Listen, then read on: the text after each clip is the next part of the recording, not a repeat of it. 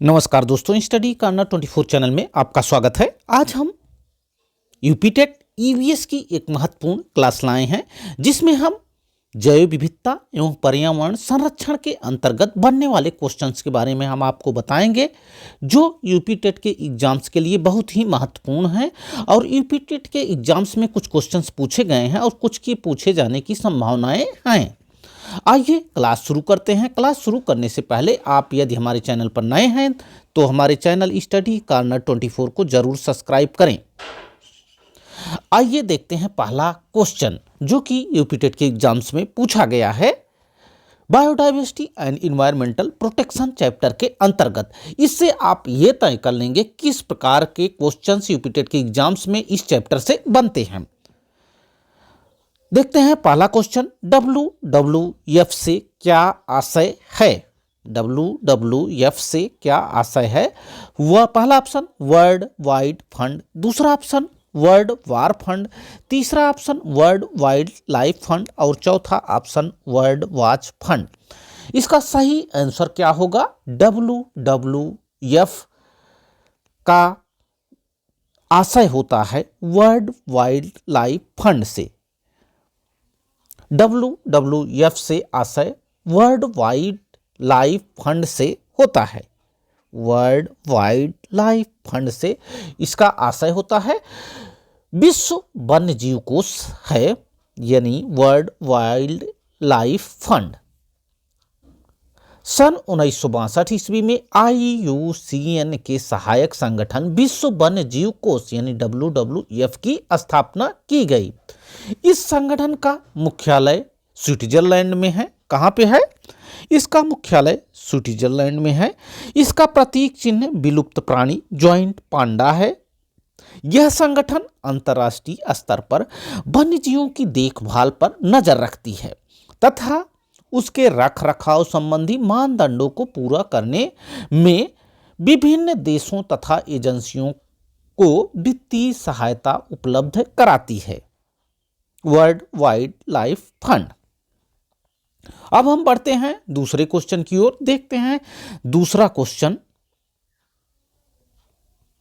संकटग्रस्त जंतु दैत्याकार पंडा पाया जाता है। कहां पे पाया जाता है? संकटग्रस्त जंतु दैत्याकार पंडा पाया जाता है ऑस्ट्रेलिया में, पहला ऑप्शन, दूसरा ऑप्शन भारत में, तीसरा ऑप्शन चीन में और चौथा ऑप्शन ब्राजील में। इसका सही आंसर क्या होगा? संकटग्रस्त जंतु दैत्याकार पंडा चीन में पाया जाता है। कहां पे पाया जाता है? चीन यानी चाइना में पाया जाता है।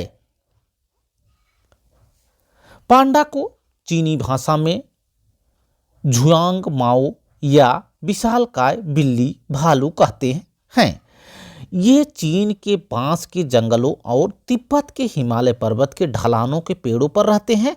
आज पांडा विश्व वन्य जीव कोष वर्ल्ड वाइल्ड लाइफ फेडरेशन द्वारा अंतर्राष्ट्रीय स्तर पर संरक्षित प्रजातियों में से एक है।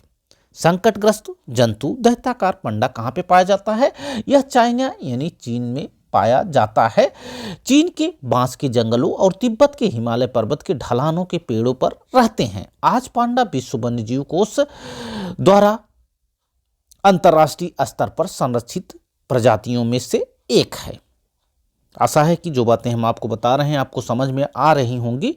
अब देखते हैं हम तीसरा क्वेश्चन, बढ़ते हैं तीसरे क्वेश्चन की ओर। देखते हैं तीसरा क्वेश्चन, निम्नलिखित में से किसमें सर्वाधिक जैव विविधता पाई जाती है? पहला ऑप्शन शीतोष्ण पर्णपाती वन बायोम, दूसरा ऑप्शन उष्णकटिबंधीय सदाबहार वर्षा वन बायोम, तीसरा ऑप्शन शीतोष्ण घास प्रदेश बायोम, चौथा ऑप्शन सवाना बायोम। निम्नलिखित में से किसमें सर्वाधिक जैव विविधता पाई जाती है? सर्वाधिक जैव विविधता पाई जाती है उष्णकटिबंधीय सदाबहार वन बायोम में। किसमें? उष्णकटिबंधीय सदाबहार वन बायोम में सर्वाधिक जैव विविधता पाई जाती है। उष्णकटिबंधीय सदाबहार वन ऐसे वन क्षेत्र हैं जो भूमध्य रेखा के दक्षिण या उत्तर में लगभग 28 डिग्री के भीतर पाए जाते हैं।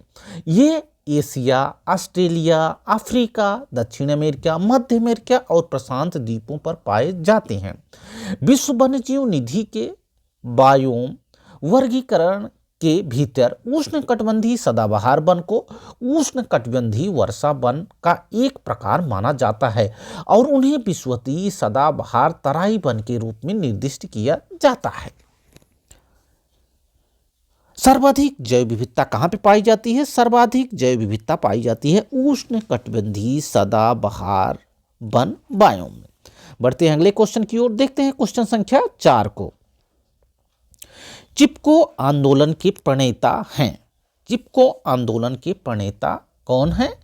पहला ऑप्शन हेमवती नंदन बहुगुणा, दूसरा ऑप्शन सुंदरलाल बहुगुणा, तीसरा ऑप्शन मदर टेरेसा, चौथा ऑप्शन महात्मा गांधी। इसका सही आंसर क्या होगा? चिपको आंदोलन के प्रणेता सुंदरलाल बहुगुणा थे। कौन थे? सुंदरलाल बहुगुणा चिपको आंदोलन के प्रणेता थे। यह आंदोलन वृक्षों के काटने के विरोध में वर्ष 1973 में वर्तमान उत्तराखंड राज्य से प्रारंभ किया गया था। इस आंदोलन में जिस पेड़ को काटा जाता था, लोग उस पेड़ से चिपक कर खड़े हो जाते थे। इस तरह से पेड़ों की रक्षा का आंदोलन शुरू हुआ। चिपको आंदोलन के प्रणेता कौन थे?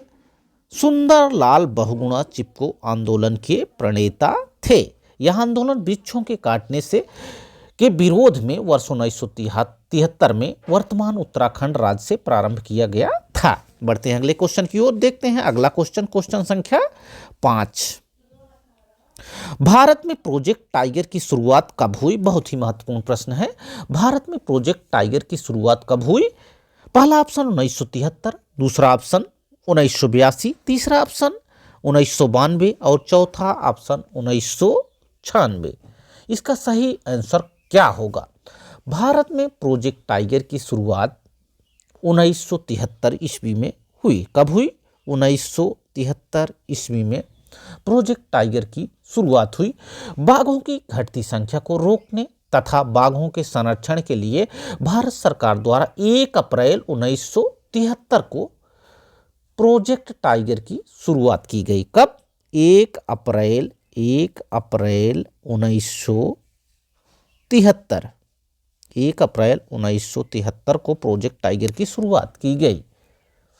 इस प्रोजेक्ट की शुरुआत Jim Corbett national park Uttarakhand से की गई। कहां से की गई? Jim Corbett national park Uttarakhand से इसकी शुरुआत की गई। इसके अलावा आपको ध्यान रखने हैं, प्रोजेक्ट गेंडा और हिम तेंदुआ 1987 में, प्रोजेक्ट गजतमे हाथी 1992 में इसकी शुरुआत की गई, प्रोजेक्ट रेड पांडा यानी लाल पांडा 1996 में इसकी शुरुआत की गई। बढ़ते हैं अगले प्रश्न की ओर, देखते हैं प्रश्न संख्या 6। किस जगह को फ्लोरा और फना सूचित करता है? यह भी बहुत ही महत्वपूर्ण प्रश्न है।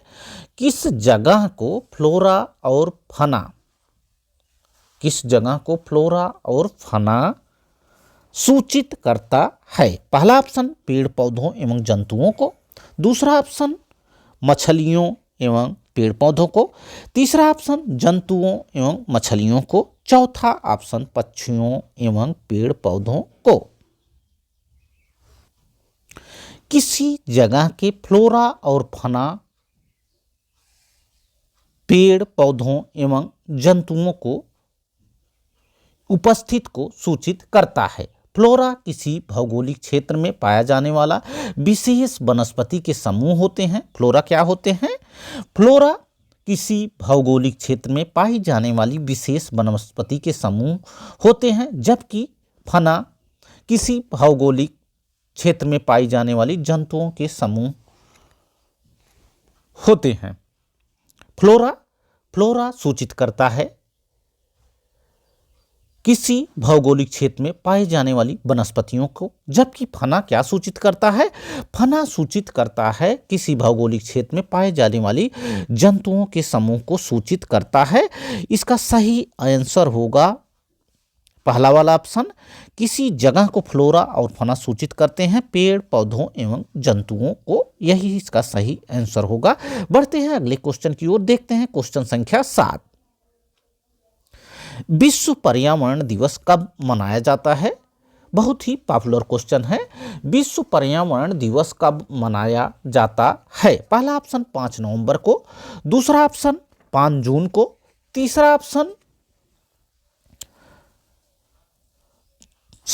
पहला ऑप्शन 5 नवंबर को, दूसरा ऑप्शन 5 जनवरी को, तीसरा ऑप्शन 5 जून को, चौथा ऑप्शन 5 सितंबर को। इसका सही आंसर होगा विश्व पर्यावरण दिवस मनाया जाता है 5 जून को। विश्व पर्यावरण दिवस कब मनाया जाता है? विश्व पर्यावरण दिवस 5 जून को मनाया जाता है। विश्व पर्यावरण की समस्याओं के प्रति जागरूकता फैलाने के लिए 5 जून को विश्व पर्यावरण दिवस मनाया जाता है, क्योंकि इसी दिन पर्यावरण के मुद्दे पर सर्वप्रथम बैठक वर्ष 1972 में स्कॉटलैंड में आयोजित की गई थी। इसलिए विश्व पर्यावरण दिवस 5 जून को मनाया जाता है। बढ़ते हैं अगले प्रश्न की ओर, देखते हैं अगला प्रश्न, प्रश्न संख्या 8। विश्व शौचालय दिवस किस तिथि को मनाया जाता है? 19 जनवरी को, दूसरा ऑप्शन 19 अगस्त को, तीसरा ऑप्शन 19 नवंबर को और चौथा ऑप्शन 19 दिसंबर को। इसका सही आंसर होगा विश्व शौचालय दिवस मनाया जाता है 19 नवंबर को। कब मनाया जाता है? विश्व शौचालय दिवस 19 नवंबर को मनाया जाता है। प्रत्येक वर्ष 19 नवंबर को विश्व शौचालय दिवस मनाया जाता है। विश्व शौचालय दिवस वर्ल्ड टॉयलेट डे की शुरुआत संयुक्त राष्ट्र द्वारा 19 नवंबर 2013 से हुई थी। कब हुई थी? 19 नवंबर 2013 से इसकी शुरुआत हुई थी। बढ़ते हैं अगले प्रश्न की ओर, देखते हैं अगला प्रश्न, प्रश्न संख्या 9। रेड डाटा बुक में किसका विवरण दर्ज होता है? रेड डाटा बुक में किसका विवरण दर्ज होता है? पहला ऑप्शन केवल विलुप्त जानवरों का, दूसरा ऑप्शन संकटग्रस्त पौधों व जंतुओं का, तीसरा ऑप्शन केवल संकटग्रस्त पौधों का, चौथा ऑप्शन पौधों के जीवाश्म का। इसका सही आंसर क्या होगा? रेड डाटा बुक में किसका विवरण दर्ज होता है? रेड डाटा बुक में संकटग्रस्त पौधों व जीवों का डाटा यानी विवरण दर्ज होता है। संकटग्रस्त पौधों और जंतुओं का विवरण इसमें दर्ज होता है। किसमें? रेड डाटा बुक में। संकटग्रस्त प्रजातियों की IUCN की रेड डाटा बुक कुछ पौधों एवं पशुओं के संदर्भ में सूचना प्रदान करती है। क्या करती है? संकटग्रस्त प्रजातियों की IUCN की रेड डाटा बुक पौधों एवं पशुओं के संदर्भ में सूचना प्रदान करती है। IUCN का मतलब होता है अंतर्राष्ट्रीय प्रकृति संरक्षण संघ। विश्व स्तर पर विभिन्न जातियों की संरक्षण स्थिति पर निगरानी रखने वाले सर्वोच्च संगठन है IUCN। इसका मुख्यालय स्विट्जरलैंड की राजधानी जेनेवा के निकट ग्लैंड नामक स्थान पर है। इस संगठन द्वारा रेड डाटा सूची की शुरुआत 1963 में की गई थी। कब की गई थी? 1963 में। विश्व के विभिन्न संरक्षण संगठनों से प्राप्त सूचनाओं के आधार पर रेड डाटा सूची तैयार की जाती है। इस सूची में विलुप्त वन, संकटग्रस्त, घोर संकटग्रस्त श्रेणियों के अंतर्गत पौधों एवं जीवों की स्थिति को दर्शाया जाता है। यानी रेड डाटा बुक जो होती है उसमें संकटग्रस्त पौधों व जीवों दोनों का विवरण दर्ज होता है। आपको याद रखना है, बहुत ही महत्वपूर्ण प्रश्न है। रेड डाटा बुक में किसका विवरण दर्ज होता है? संकटग्रस्त पौधों व जीवों दोनों का। बढ़ते हैं अगले प्रश्न की ओर, जो कि इस श्रृंखला का लास्ट प्रश्न होगा। प्रश्न संख्या 10 की बात कर लेते हैं। दुनिया में सबसे बड़े मुहाने का मैंग्रोव वन कहाँ स्थित है? दुनिया में सबसे बड़े मुहाने का मैंग्रोव वन कहाँ स्थित है? पहला ऑप्शन सुंदरवन राष्ट्रीय उद्यान, दूसरा ऑप्शन नंदा देवी और फूलों की घाटी राष्ट्रीय उद्यान, तीसरा ऑप्शन केवलादेव राष्ट्रीय उद्यान और चौथा ऑप्शन मानस वन्यजीव अभयारण्य दुनिया में सबसे बड़े मुहाने का मैंग्रोव वन क्षेत्र सुंदरवन राष्ट्रीय उद्यान में पाया जाता है। कहाँ पे पाया जाता है? सुंदरवन राष्ट्रीय उद्यान में पाया जाता है। सुंदरवन राष्ट्रीय उद्यान भारत के पश्चिम बंगाल राज्य के दक्षिण भाग में गंगा नदी के किनारे स्थित क्षेत्र है। 4 मई 1984 को इसे राष्ट्रीय उद्यान घोषित किया गया था। यह मैंग्रोव के वृक्षों और रॉयल बंगाल टाइगर का सबसे बड़ा संरक्षित क्षेत्र है। तो बात करते हैं दुनिया में सबसे बड़े मुहाने का मैंग्रोव वन कहाँ स्थित है। तो दुनिया में सबसे बड़े मुहाने का मैंग्रोव वन स्थित है सुंदरवन राष्ट्रीय उद्यान में। कहाँ पे स्थित है? सुंदरवन राष्ट्रीय उद्यान में स्थित है।